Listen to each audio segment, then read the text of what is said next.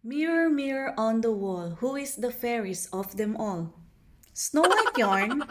Nandito pala kami sa bahay ng kanyang kuya at sobrang natuwa talaga ako sa mga mansanas na ito.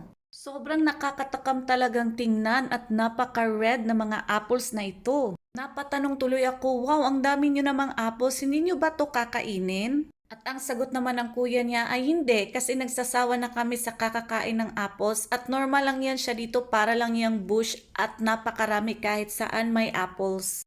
Kaya pala sa mga na-observe ko dito na may mga apple trees at ang daming bunga ay hindi talaga nila kinukuha. Parang pinapabayaan nilang mabulok or kasi nga in the thought na nagsasawa na sila sa kakakain ng mga apples na to. At sabi nila ay kukuha daw kami ng marami kasi dadalhin daw namin to pauwi namin. So sabi namin, yes, kukuha kami ng marami as long as we want. Kasi kesa naman bumili